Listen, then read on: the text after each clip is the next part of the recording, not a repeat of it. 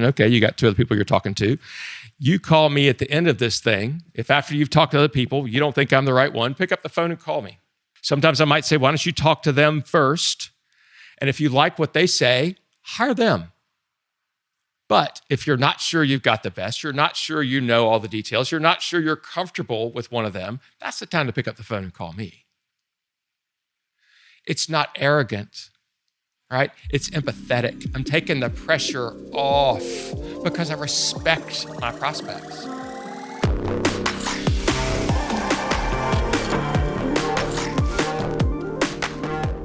Hi, everybody. This is Jason Marc Campbell. Welcome back to the Selling with Love podcast. And today we're going to be talking about an aspect of really reclaiming our power and setting proper expectations as salespeople and really sifting through a lot of the BS that exists in the sales world when it comes to information and the things we tolerate as salespeople. Because maybe you have a knack for thinking that, you hate salespeople, they're all the same, but you have no idea what exists in the world as a salesperson on how people treat such salespeople. And I want to make sure that we are ready to face whatever is coming at us as a small business owner, consultant, coach, or as a salesperson, as a profession, so you can go out there and really make the difference that I know you want to make. And the guest that I have today is McKay, who's a principal and founder of the McKay Consulting Group. He has an organization to help companies and professional firms build better, more efficient sales processes and business development teams.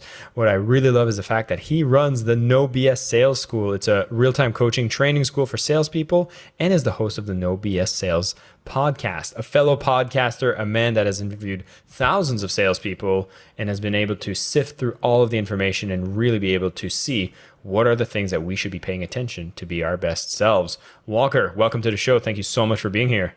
Wow, Jason, thank you. And audience, I want to thank you for listening to this great podcast. It's an honor. One way you can help Jason for all the free information he puts out there is to go to Apple and write a review. Go to Apple Podcasts and write a review. It's the words that matter. So if you'll write a review for his podcast, that really helps expand who can listen to it. So let's share this with more people. Jason, thank you so much. I didn't mean to take over at first, but let your audience take care of you. Hey, I love that. And it's so true. And thank you for, acknowledging that. As a podcaster yourself, you know exactly what we put into this, making this available for everyone, and what are the things that the audience can do that really make a difference.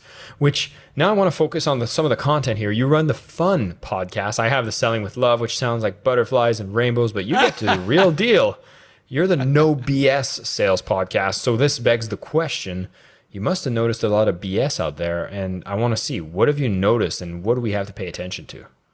Oh, it's a great question, Jason. I think there's so much BS. Most of it is in expectations between buyers and sellers.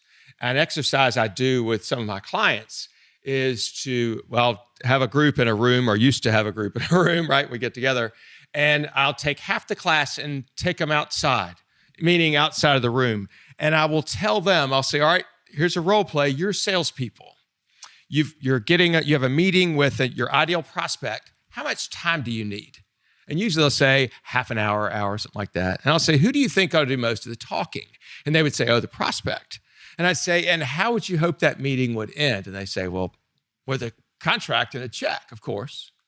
So I go back inside and I tell the people that are still inside the room, I said, all right, you're a busy business guy. You own the business. Your assistant tells you there's a salesperson out here in the lobby waiting for you. You're not sure what it's about. How much time do you have for them? Answer most of the time is 5 minutes. Who would you hope would do most of the talking? And it would be the salesperson. And how would you hope it would end? And they would say, they leave their information, including pricing, get the hell out of my office. So when you start a sales call, that's the two saws, the two gears that are grinding against each other to start with. And so that's what causes the BS of mismatched expectations. Wow. Yeah. If you start putting yourself in the shoes of the other person, you realize that, hey, if you want to have some empathy, you better understand how different the scenario is when you're sitting in the seat of the buyer. Now, if that's the case and we want to set better expectations, we only got 5 minutes here. What are some of the things we need to pay attention to?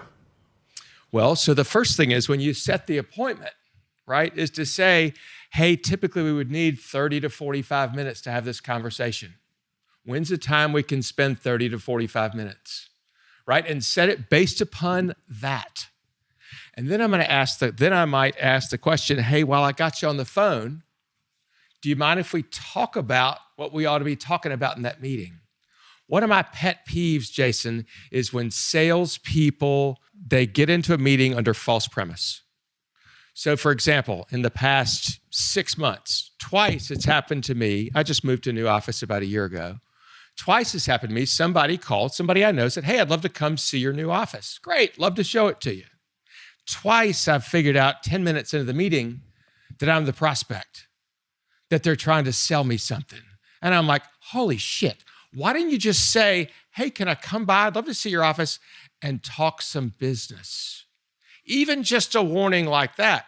People say, oh, don't do business with friends, and yet then they go try and make friends with their prospects. That bums me out. It's dumb, right? The goal of a friendship should only be the friendship itself. What I tell my clients to go for is a healthy business relationship where two people are knowingly helping each other reach their own business goals. I was going to say, this just reminds me of people like everyone, if you haven't been in an office and had this kind of experience, I know everyone can relate to a friend that's reaching out of nowhere and then suddenly it's selling Herbalife or it's Amway or it's an MLM type of product. Yeah. And then it uses up the friendship and usually doesn't even result in a sale. And I feel like that's an approach that gets taught and is so wrong and done in the opposite way. So I agree with you. And here's how you can make a difference. Ask permission. If you want to talk business with somebody, here's what you do before you bring it up. Hey, do you mind if we have a business conversation? Even if you didn't set the expectation for the meeting, hey, bud, let's go have a beer, right? And then, ideally, when you invite somebody for beer, say, do you mind if we have a beer? I'd love to catch up, and I'd like to have a business conversation with you.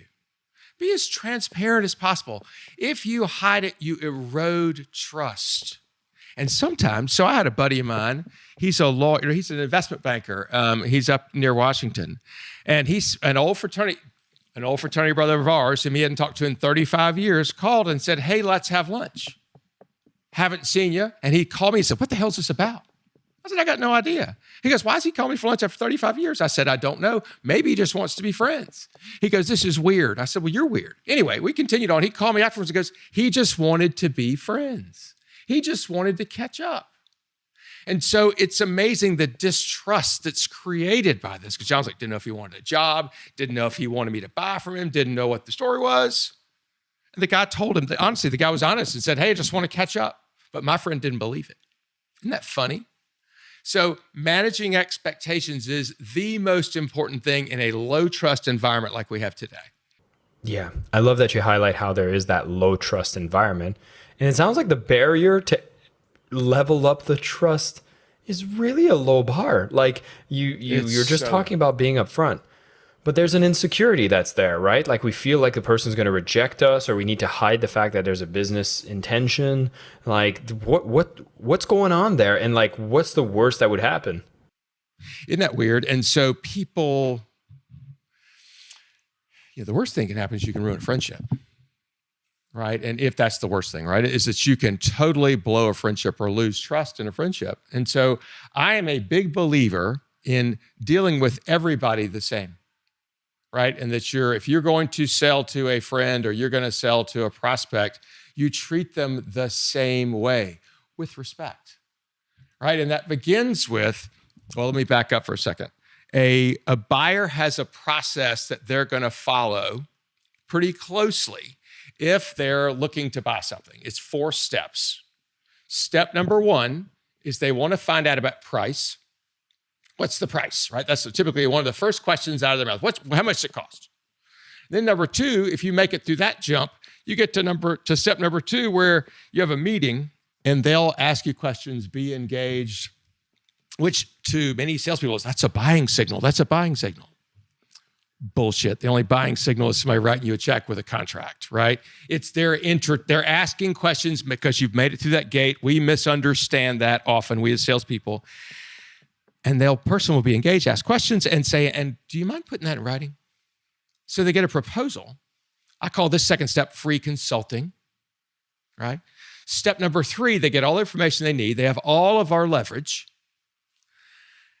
Step number 3 is say nice things and get rid of you. hey, this really looks good. Apples to apples, all things being equal, can't see a reason we wouldn't do business together. Or they might say, this looks really good. I need to check with my partner. Or let me think about it. Let me sleep on it. But really, looks great. So we as a salesperson go, oh, okay. And we do what's called take strokes in lieu of money. We'll take the happiness instead of the money. And so this step is called, like I said, say nice things, get rid of you. And the last step is when you follow up like you're supposed to, because we're supposed to be persistent. We're supposed to follow up, blah, blah, blah. And they see you call and they throw you to voicemail. It happens. And maybe they've taken your information, gone to their incumbent, shown it to him. Hey, can you do this? And then they lie about the price to the incumbent. It just goes on and on and on. So who has all the power in that situation? It's the buyer. So what I want to do, there's no reason the damn buyer should have all the control. We're both humans. We're all equal. And so what I want to think about is, how do we give ourselves as salespeople, how do we go ahead and grab the 50% control we should have? If it was 51, whole different game. By the way, here's a little aside, if you don't mind, Jason. If you're starting a business with someone else, two of you, someone must have 51%. You cannot do 50-50. It will be a freaking nightmare when you try and dissolve it or when you try and make hard decisions. Because if two people disagree, nothing happens, you get caught in deadlock. So somebody has to be 51. Sorry. As a salesperson, we got 50% control. We need to accept that, which means we need to set up a different set of rules and have them agreed upon up front. So I'm going to ask, how much time at the beginning of the meeting? How much time do you have? What do you want to make sure we talk about to make this a good meeting? Here's what I want to talk about. Are you okay if we talk about this? Right? Get permission to ask the questions you want to ask so you don't go, I'm not telling you that. Right? I want to learn ahead of time if there's going to be a problem. And then I'm going to get permission to say, look, if I don't think we can help you, I don't think we're the right fit, even if I called you, are you okay if I tell you no, if I don't think we're the right fit? And do you mind doing the same for me?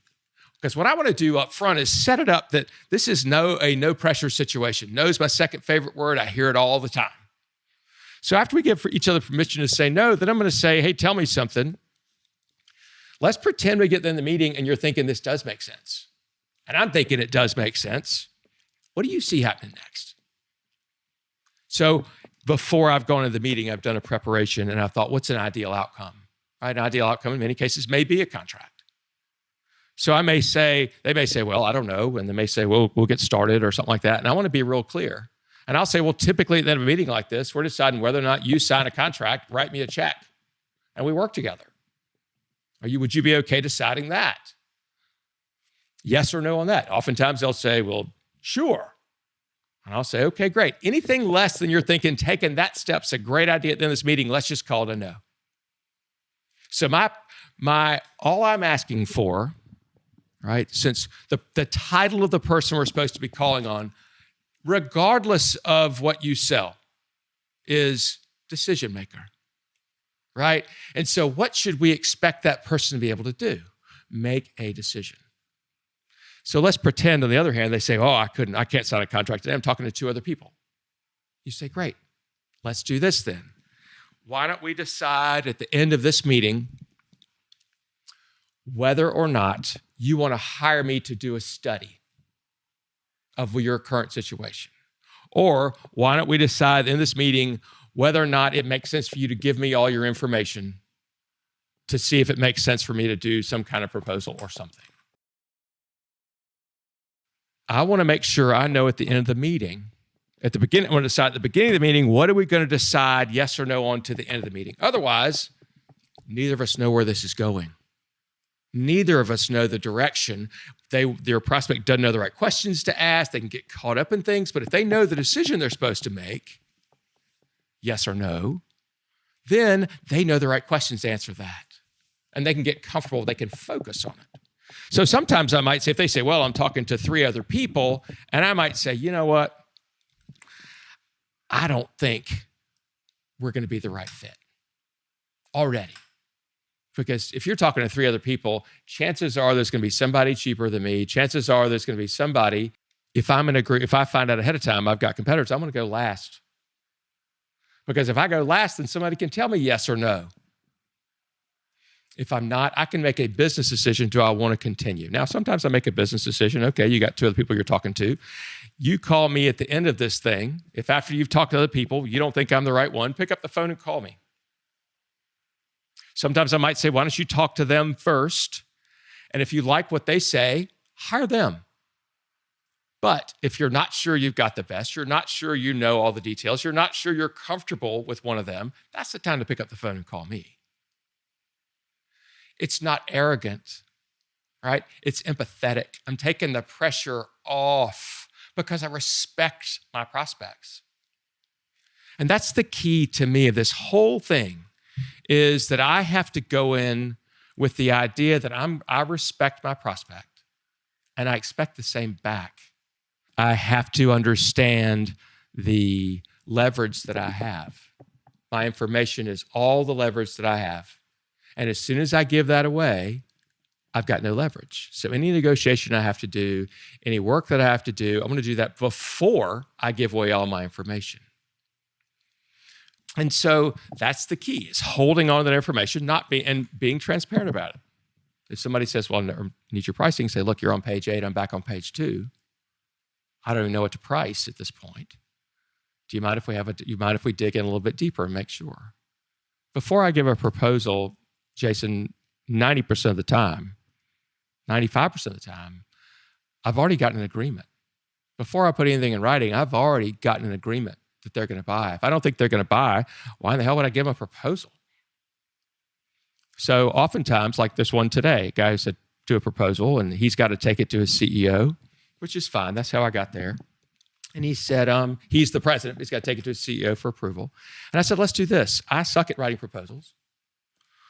I'm going to create a draft, and let's talk it over. You and me, as soon as I get it written down, let's talk. I'm just going to create a draft, and let's talk it over. Let's see what you think I might need more of or less of. And if you think I'm way off the mark, we don't even have to go through it. If he is not, and quite frankly, when I go over it with him, and he is not willing to endorse using me, then I'll just say, look, let's not do this. So that's my yes or no for him, is will you endorse my service to the decision maker? Anything less you're thinking that's a great idea, we'll just call it a no at the end of this call, because there's no reason for you to stick your neck out for me if you're not fully behind it. There's this concept I feel that exists a lot in sales, and it's probably not talked about because most people just like vilifying salespeople, but there's kind of this nice guy syndrome that exists in so many salespeople that might not be as confident. Maybe they're undertrained. They haven't been exposed to this kind of knowledge, and they become quite victimized in the process. They spend a lot of time going to people, putting in the work, and not getting the check. Yes. And so I love this approach where you're actually bringing back this equality between the salesperson and the prospect, realizing we're all humans and we should be respecting each other's time. What do you think are some of the things that are happening in people's mind that makes them so subservient when they go into a sales process? Is it because we just want to be liked? Well, it's funny because a lot of people are that way. I think a lot of it comes from we call them records or tapes in your head or CDs or MP3s in your head from our parents, right? Who said things like, call everybody Mr. or Mrs. They do that. I mean, I'm from the southeastern United States, right? That's a big deal. Call everybody Mr. or Mrs. Respect your elders, which I'm okay with, right? As being an elder now. And, don't talk to strangers. For God's sake, don't ask about money. All these things, and that are great and keep you safe, and don't talk to strangers. These things are great and keep you safe up to about age 12, maybe 14, depending on how big you are. But when you grow up, you got to outgrow those things. Because if you don't want to talk to strangers, you're going to suck at sales. And if you don't want to talk about money, you're going to suck at sales. And if you're supposed to, be nice all the time, and let me do a riff for a second, Jason, because I think nice is often a misused word. Nice to me is weak. Nice is, I'll give an example. I would prefer to think of the difference between nice and kind, right? Nice is a weak word. Kind is a strong word. Nice is when your friend has spinach in their teeth, you don't tell them. Kind is pulling them aside and saying, you got spinach in your teeth, right? Being willing to do the right thing on somebody else's behalf. which is all about sales is love, right? We are being kind. And sometimes the kindest thing we can say is, hey, you know what? I don't think we got the right thing. It doesn't make sense for you to spend this kind of money. I don't think you should do this, right? And so part of this is having the courage to tell the truth. And people like, tell the brutal truth. Don't be freaking brutal. Just tell the truth. Go ahead, Jason. I was just going to say, like, I've had one of those encounters where someone was like, I'm ready to give you all the money I have left in my pocket to start working with you. And I'm just like, no. You're not in a place to be able to hire me. You need to go work on yourself. You need to be using everything I offer for free, because that's where you're starting from. And I love you make this distinction between nice and kind. I've never heard it that way. And I think it beautifully illustrates what I really want people to start paying attention to. And you've put some beautiful words together that makes it so that it resonates with everyone here, to realize that if you want to be kind, you're doing the right thing. If you want to be nice, it's being a pushover. It's just taking care of yourself so that people think that you're nice. And it's not even something you want to pursue. There's so much more. Nice sucks. Yeah. And, I've even read a book that was called No More Mr. Nice Guy. And there's a lot of, like, I feel like this theme is really relevant now, and I'm hearing it more and more, and I think people are getting on board of it. I did want to poke at one aspect, which is something I hear a lot about. And some of the clients I have often ask me this question, and I'd love to hear your opinion. Yeah, sure. Which is this pricing issue. Like, they're going out and people are like, what's the price? You talked about this, right? Yeah. And like sometimes it's like, oh, just tell them it depends. Do everything except tell them the price. And it's like, you're basically withholding the one thing that they want. So like, how do you navigate this?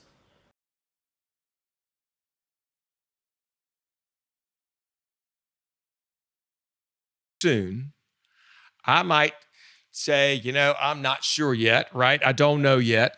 However, if somebody presses for the price, I may give them a range. So you could spend somewhere between, depending upon what it is you need, you could spend anywhere between $5,000 and $12,000, right? Give them a range, but I don't know exactly which model, which version, which intensity, which whatever you're going to need. I might say chances are we're not going to be the cheapest. But at this point in the conversation, I can comfortably say somewhere between $100,000 and $175,000, depending on a whole lot of factors. And then I might say, but you're on page 8. I'm back on page 2. Can we go back and figure out if it makes sense for you to spend a penny on this, especially with me? And that's the point, right? Is to show respect for the other person. I notice most of the people that have struggles with this issue is not because the buyer has an issue with price, but the seller has an issue with price. Yes. We have so much insecurities around that. So what have you noticed? People hate to talk about money, and they're afraid of it, and they're afraid to ask, or they just assume, and they say, oh, this is IBM. They can spend billions on this. Well, listen, but they may not, right? How much money somebody has is irrelevant to how much money they can find for what you do. So do you ask the ambulance driver, how much is this going to cost me before you get in the ambulance? Hell no, you don't, right? You have to have it. There are things, my son, in the worst time in the history of the planet to buy an automobile, I've bought 3, and I may have to buy 4 because this is not for pleasure, but because one of my cars was constantly breaking down. The other car, my son totaled. Another car, my son was going off to college, and I promised him if he got a scholarship, I would use that money saved to buy him a car. So all of a sudden, I'm 3 cars in, and I got 1 car left, and I'm praying to God we don't have to replace that one. So at this given time, but did I want to? No. Did I want to pay $5,000, $10,000 more? No. Did I say, hey, I can do that? I mean, I can do it, but I don't want to do it, but I have to do it. Make sense? Yeah. So you find the money, and you got to have those conversations. You got to have them. Yeah. And when I see people have that hesitancy to have that conversation with money, I often say, like, resistance to price is usually in the mind of the seller. And so we need to get that comfort up, and we need to realize that everybody's situation is different. Everybody has a different urgency to what they need to spend on. And you might just be walking in at the right time, wrong time. But again, I love this quote and this script that people can apply, which is, listen, you're on page 8. We got page 2. We got to cover some grounds to see if this is actually something you need. See if you should spend a penny on it. Yeah, I love it. Love it. Walker, we covered a lot of things today, and I just want to thank you for your time and thank you for coming to share so abundantly. And for those of you who are listening, we talked about how just being upfront, being honest, and making sure that whenever you're going into conversations, you don't need to dance around and be the shady person that wants to get into a conversation to talk business. You can be upfront. You can be very authentic. You can be honest, and that actually will lay a foundation for you to have these conversations, whether it's with a stranger or with an existing acquaintance, about what your intentions are. And when you do that, you're going to show up much more powerfully. And when it comes to these conversations you have, keep in mind that as somebody who is a business owner, consultant, or a professional salesperson, you don't need to look at yourselves being less than the people you're selling to. You are equals. And I think this is what Walker really strove to bring forward as a point, is when you start treating each other as equals, you can have a different conversation. It's not a yes ma'am, no ma'am. It's a how do we work something so that we're both actually walking away with something that's a good deal, because you're trying to make a sale and they're trying to solve a problem. And when you get to speak to people with this level of confidence, you're going to realize that you can actually start moving a lot more mountains and be a lot more effective as a salesperson. I want to direct everybody here, if you're enjoying these conversations and you want to get some more no BS insights when it comes to sales, go and check out the No BS podcast. I am going to put a link to Walker McKay's podcast and other resources so you can go deeper into that field, so you can really sharpen your own axe and become a much more effective salesperson in the process. Walker, this was a fantastic conversation, and I will want to give you a space to give us some final words. So it's the No BS Sales School podcast with Walker McKay. The No BS Sales School podcast, because there's a bunch of No BS stuff, and there's one that's No BS mattress sales. That's not me, right? No BS. If you look up under any podcast channel, Walker McKay, you'll find my podcast. Thank you so much, Jason. It's been really fun. It reminds me of why I've changed my name from Jason to Jason Marc Campbell, because there are too many Jason Campbells, and I need to make sure I stand out. Right. Walker, I have one final question for you that I love to ask my guests, which is, yes, sir. You're on the Selling with Love podcast, and I have to ask, what does selling with love mean to you? We go back to the theme we've talked about earlier, is respecting other people, respecting the journey and the path that they've come on, respecting they may not see things the same way you do, respecting the fact that somebody may not be ready for us yet. And when we go into a sales call, to be skeptical that we're going to be the right fit.